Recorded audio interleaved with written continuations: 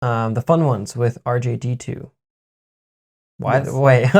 Well, I don't know if for some reason I said that my mind just like got confused Because it's R2D2. because I want to dead ass want to say R2D2 but RJD2 and I'm like okay. No, God, you totally did it. You nailed it, Sean. Yeah, that name will mess me up a lot. You nailed it, Sean. Good job. Yeah. Anyways, it's 14 songs, 54 minutes long. It's interesting. There's a lot in this album, mainly because it's relatively long with 14 songs, and each song is about 3.5. I would say average is 3.5 minutes. I first started to hear about RJD2 from playing video games and listening to Pandora and having different songs like Smoke and Mirrors and Ghost Water and Shot in the Dark just like playing in the background, going like these are like jazz beats kind of looped almost like you would in rap and like hip hop back in the 90s, but done in like an inventive way, constructed almost like dance music. Almost in the vein of like Fatboy Slim in that way, but like definitely a little bit more significantly more mellow.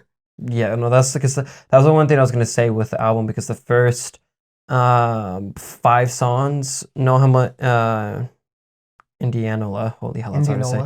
Indoor S'mores, which is a funny name. 20 Grand Palace, One of a Kind, The High Streets Never Die. Those about 5 songs are super mellow.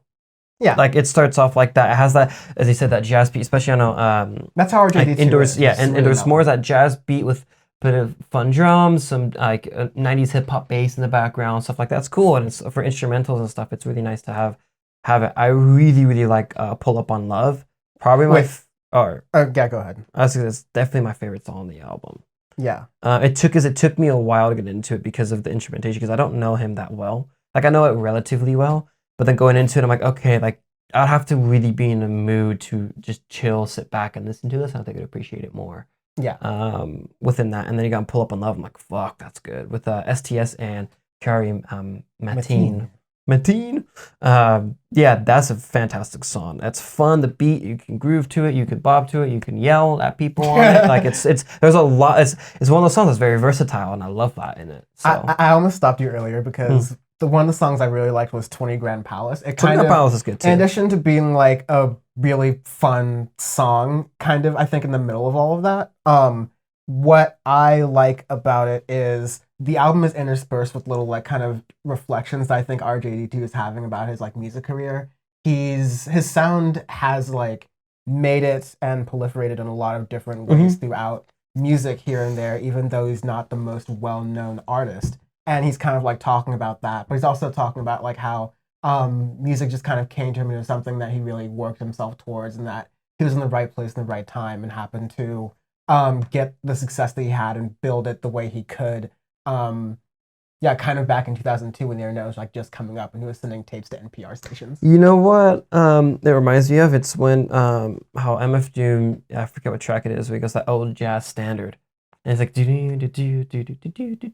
whatever. Money Folder, there we go. And it has like that little random break in the middle of it. Yeah. That jazz beat, that's what like that first 4 songs reminded me of a lot, was just that. Yeah. Because it's chill. Like it has a little hints of a little bit of electronic in it for it, but it's different in that regard. Let's see, where was it? I was on Pull Up on Love. Yeah. The features in the album I do like, actually. Very few features. There's very few. You only have 4 tracks with them, but you can tell they have influence on the sound of the songs, because they're very different than just RJD2's specific songs that he did himself.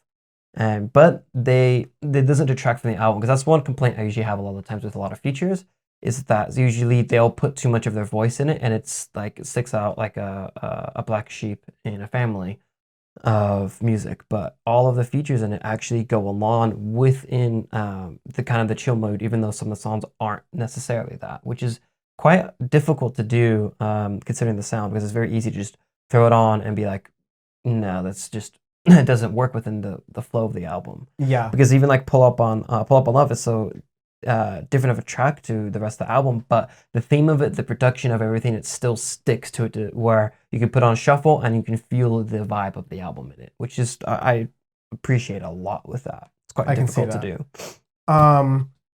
There's some like really nice, like it's very nostalgic in this way that's kind of subtle, The Freshman Letters is a song that kind of sounds at one point. The bass line has the original part of Ronnie Foster's Mystic Brew, which is also the sample for Electric Relaxation for a Tribe Called Quest. That Yeah. little bass line. It has like the first couple of notes for it, and it just like really feels nice every time I listen to it. I really enjoy that kind of homage thing because it is a very reflective album. But yeah, does feel like it doesn't have like a straight balance through when you're going through the whole thing when you're playing it through. I can say that. Yeah. It's good though. It's different. I like it for sure. Going in, it's cool because this is the first time in a while going into Audioface where there's 2 albums I've never heard of the person before, and I'm like, I don't know what to expect. Oh, really? I totally not thought you knew about RJD2. Mm-mm. Yeah. Okay, I've heard of him. I've heard of songs from him and stuff, but I didn't really know him that well. Yeah. To where last time I've heard RJD2 was maybe in high school, so 7 years ago. Yeah, it's definitely been a minute. But every once in a while, like as a palate cleanser song, I'll go back to Dead Ringer, the first album. Dead Ringer, yeah. Because that's the only album I know of him. That is like the album I know best, but I have like listened to things like throughout. It's a long history of albums. Okay, because that's the only thing I know from him. If we did a retrospective, it would take like 9 years. Okay, gotcha. It's like Beck, where you're like, okay, bud, like you've done way too much music. No. Yeah.